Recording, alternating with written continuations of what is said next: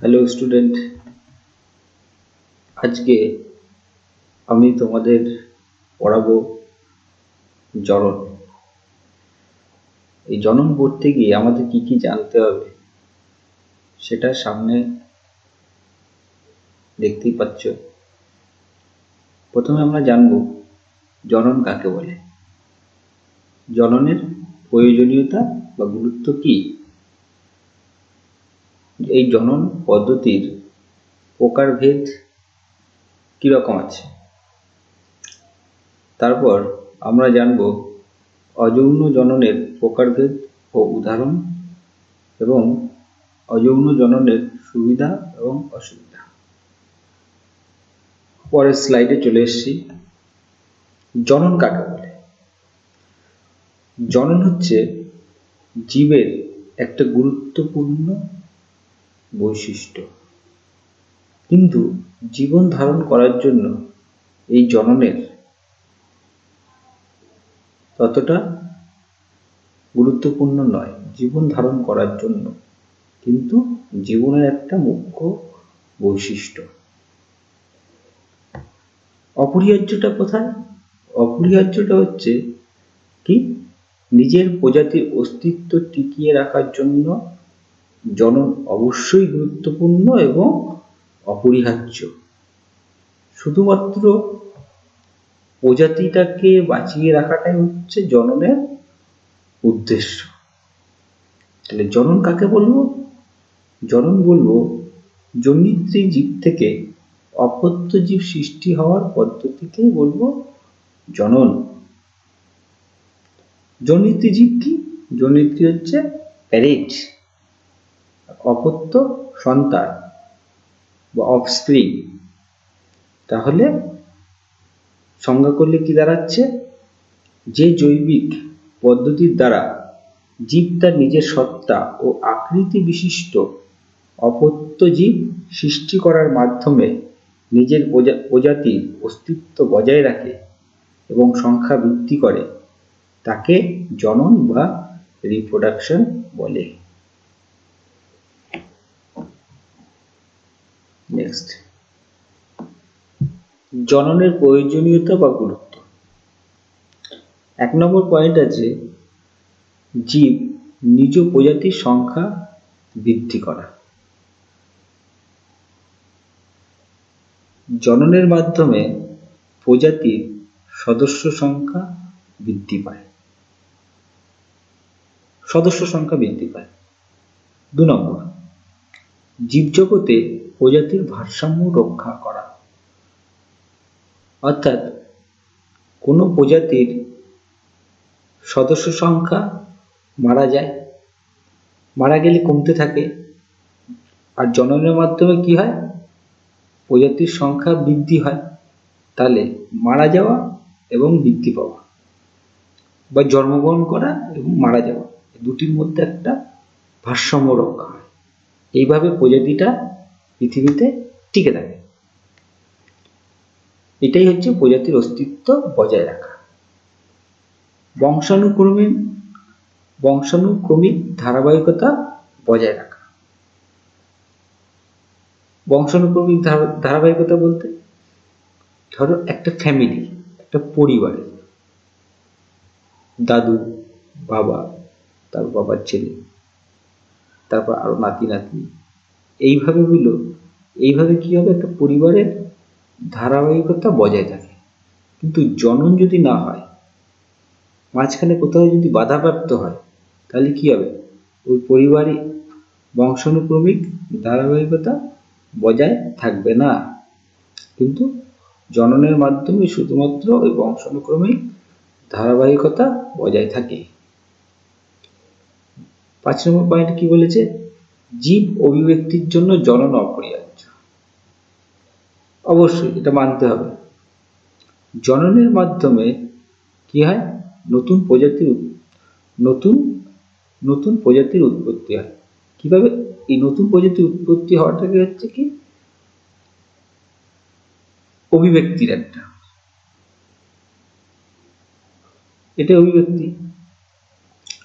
তো নতুন প্রজাতির উৎপত্তি হওয়া, এই জনন কোষের মধ্যে কিছু জিনের, যেগুলো হচ্ছে গুড জিন, আস্তে আস্তে করে একজনের থেকে একটা সদস্য থেকে আরেকটা সদস্য এইভাবে যায়। তারপর ধীরে ধীরে কয়েক লক্ষ বছর পরে দেখা যায় যে একটা নতুন প্রজাতির উৎপত্তি হচ্ছে। প্রজাতিটা কিন্তু একটা প্রজাতি থেকে আর একটা প্রজাতির উৎপত্তি হয়, মাঝখান থেকে কেউ লাফিয়ে চলে আসে না। শুধুমাত্র জনন হবে, যদি জনন হয় তাহলেই সম্ভব। ওকে,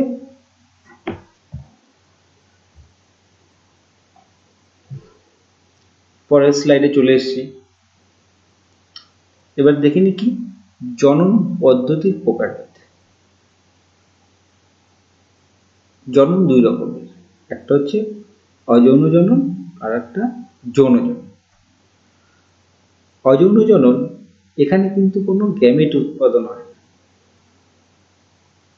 হয় কিসের মাধ্যমে, হয় রেণু উৎপাদনের মাধ্যমে অথবা কোষ বিভাজনের মাধ্যমে অপত্য জীবের সৃষ্টি হয়।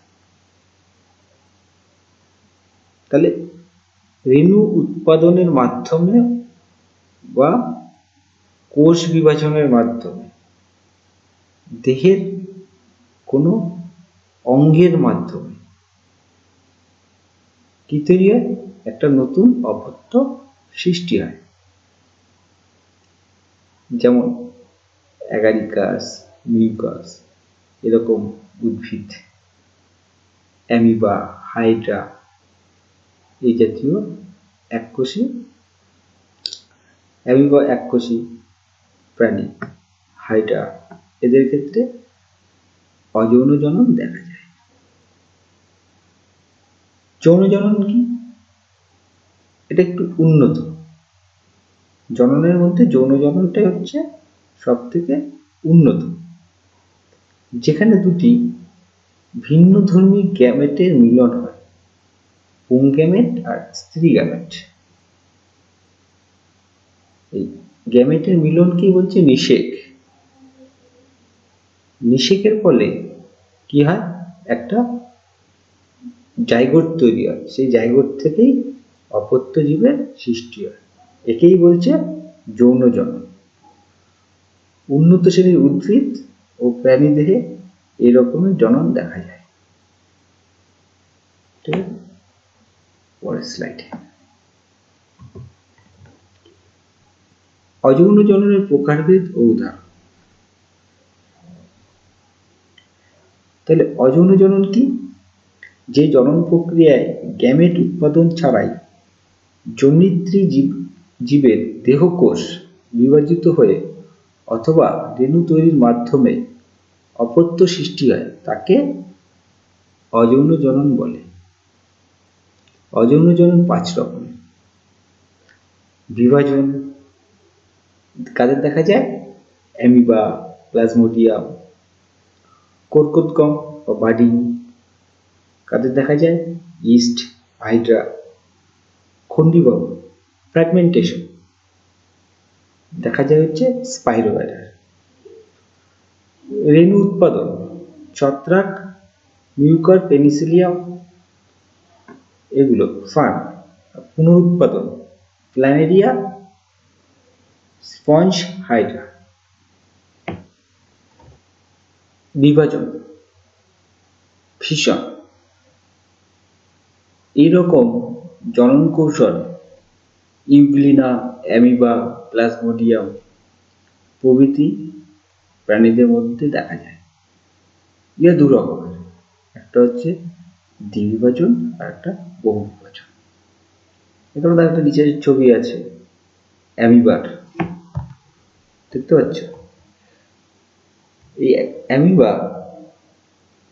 নিউক্লিয়াস প্রথমে বিভাজিত হয়, দুটি নিউক্লিয়াস তৈরি করে, তারপর এই সাইটোপ্লাজমটা বিভাজিত হয়।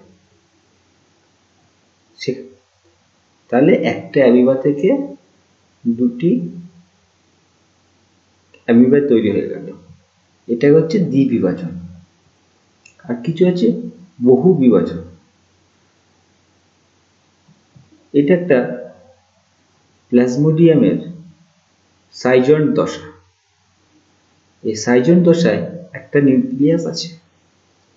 এই নিউক্লিয়াসটি বহুবার বিভাজিত হয়ে অসংখ্য অপত্য নিউক্লিয়াস গঠন করে। এই অপত্য নিউক্লিয়াসগুলো থেকেই কি তৈরি হয়? মেরোজয়েড। এই সাইজয়েড থেকে এই মেরোজয়েড তৈরি হওয়ার পদ্ধতিকে বলছি কি? সাইজোগনি। পরবর্তীকালে এই মেরোজয়েডগুলো কি সাইজয়েডের প্রাচীর ভেদ করে বাইরে বেরিয়ে যায়।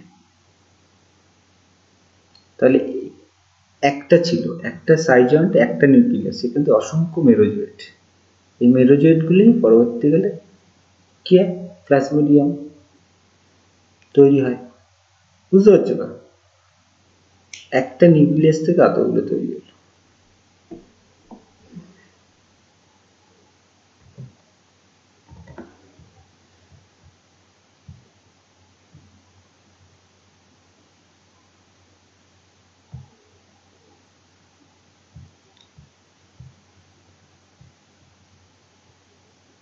তারপর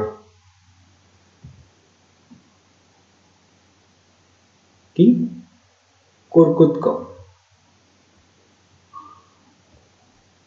কর্কটগম দেখা যায় কোথায়? ইস্ট, হাইড্রা, এদের কর্কটগম বা বাডিং দেখা যায়। এটা কি? বাডিংটা কি? এটা একটা বিশেষ ধরনের অযৌনজন পদ্ধতি, যেখানে জনিত্রী জীবদেহের কোনো বর্ধিত দেহাংশ বা স্বতঃস্ফূর্তভাবে বিচ্যুত হয়ে অপত্য জীবদেহ সৃষ্টি করে, তাকে বলে কর্কটগম বা বাডি। দেখো এখানে একটা ছবি দেওয়া আছে ইস্টের। এই ইস্টের মাতৃকোষ অসমান বিভাজনের ফলে ক্ষুদ্র প্রবর্ধকের মতো এই কোরক সৃষ্টি হয়, যার মধ্যে পরবর্তী সময়ে কি নিউক্লিয়াসের প্রবেশ ঘটে। যে নিউক্লিয়াসের প্রবেশ ঘটল, তখন এই অপত্য ইস্টটা বা ওই যে বার্ড কোরকটা, তাহলে জনিত্রী দেহ থেকে বিচ্ছিন্ন হয়ে গিয়ে অপত্য জীবের সৃষ্টি হয়ে গেল, অপত্য ইস্টের সৃষ্টি হয়ে গেল। এটা ইস্টের কর্কটগম গেল। ঠিক তেমনি কি আছে? এটা একটা হাইড্রা। হাইড্রার জনিত্রী দেহের বাইরে এক্সোজেনাস বার্ড, ঠিক আছে, এটা বাইরে সৃষ্টি হয়েছে। এই এক্সোজেনাস বার্ড বা কোরকটা আস্তে আস্তে বাড়ছে, বৃদ্ধিপ্রাপ্ত হয়। বৃদ্ধিপ্রাপ্ত হয়ে কি হয়? ওর হাইড্রার মতো মুখছিদ্র এবং কোষিকার গঠন ধারণ করে। যখন এটা পুরোটা হয়ে গেল, তখন এটা দেহ থেকে স্বতঃস্ফূর্তভাবে আলাদা হয়ে যায়, কেটে যায়, গিয়ে একটা নতুন হাইড্রার সৃষ্টি হয়। তাহলে এটা হচ্ছে কর্কটগম বা বাডি। তারপর চলে আসি খণ্ডীভবন বা ফ্র্যাগমেন্টেশন। এই ফ্র্যাগমেন্টেশন বা খণ্ডীভবন কাদের দেখা যায়? স্পাইরোগাইরা নামক কিছু সূত্রাকার শৈবালের দেহে। এরা জলজ, এদের দেহটা সূত্রাকার, দেখতে পাচ্ছ? কোনো আঘাতজনিত কারণে সূত্রাকার দেহ যদি খণ্ডে পরিণত হয়, তাহলে প্রতি খণ্ড থেকে অপত্য স্পাইরোগাইরা তৈরি হয়। এটা হচ্ছে খণ্ডীভবন। তারপর রেণু উৎপাদন। বেশিরভাগ অপুষ্পক উদ্ভিদ এই রেণু উৎপাদনের মাধ্যমে তার জনন সম্পন্ন করে। কারা? মস, ফার্ন, ছত্রাক। এদের দেহ থেকে এককোষী রেণু তৈরি হয়। এদের দেহে এককোষী রেণু তৈরি হয়, যা জনিত্রী দেহ থেকে আশেপাশে ছড়িয়ে পড়ে এবং সেখানে গিয়ে অপত্য সৃষ্টি করে। একেই বলছে রেণু উৎপাদন বা স্পোরুলেশন। ছত্রাকের, এখানে দাও, ছত্রাকের বিভিন্ন ধরনের রেণু দেখা যায়। কিছু আছে গমনে সক্ষম আর কিছু আছে গমন ক্ষমতাবিহীন। যে রেণুগুলো চলন ক্ষমতাযুক্ত তাই সেগুলোকে বলা হয় জুস্পোর, আর যেগুলো চলন ক্ষমতাবিহীন সেগুলোকে বলা হয় অ্যাপ্লানোস্পোর। আর কিছু আছে পুরু প্রাচীরযুক্ত, সেগুলোকে বলা হয় ক্লামাইডোস্পোর। আর ফার্নের দেখো রেণুদর দেহে কি করে? রেণুস্থলী থাকে, সেই রেণুস্থলী থেকে কিছু সম বা বিষম আকৃতির রেণু উৎপন্ন করে। এইভাবে রেণু উৎপাদনের মাধ্যমে অপুষ্পক উদ্ভিদরা কি করে? তার অযৌন জনন সম্পন্ন করে।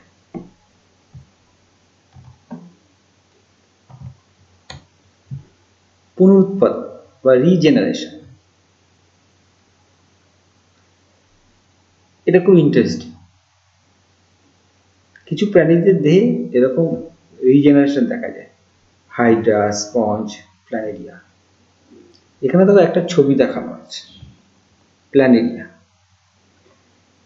এদের দেহটা তিনটি ভাগে কেটে দেওয়া আছে, তাহলে প্রত্যেকটা ভাগ থেকে একটা করে অপত্য সৃষ্টি হয়। অর্থাৎ এই কাটা অংশ থেকে একটা করে অপত্য সৃষ্টি হচ্ছে। একেই বলছে পুনরুৎপাদন। তাহলে এটা একটা প্ল্যানেরিয়া বা চ্যাপ্টা কৃমি। একটা চ্যাপ্টা কৃমি থেকে তিনটে চ্যাপ্টা কৃমি, শুধু তার দেহটাকে তিনটে খণ্ডকে বিভক্ত করা হয়েছে। কিছু হাইড্রা, স্পঞ্জের এরকম রিজেনারেশন দেখা যায়। অযৌন জননের সুবিধা ও অসুবিধা। সুবিধা: কম সময়ে অনেক বেশি সংখ্যায় জীব সৃষ্টি হয়। আর কি? জনিত্রী জীব এবং অপত্য জীব সম বৈশিষ্ট্য সম্পন্ন। অসুবিধা কোথায়? যেহেতু অযৌন জননের হয়, যেখানে শুধু রেণু উৎপাদন হয়, কোনো গ্যামেট তৈরি হয় না। বুঝতে পেরেছো? গ্যামেট তৈরি হয় না, অর্থাৎ নিষেকের কোনো সম্ভাবনাই নেই, নিষেক হয় না, ফলে ভেদ দেখা যায় না। নিষেক হয় না, তার মানে ভেদ দেখা যায় না। সেই জন্য পরিবেশের যদি পরিবর্তন ঘটে তাহলে এরা সহজেই অবলুপ্ত হতে পারে। ঠিক আছে, পড়ে নেবে বাড়ি থেকে। তোমাদের যদি ভালো লাগে চ্যানেলটা সাবস্ক্রাইব করবে। Stay safe at home.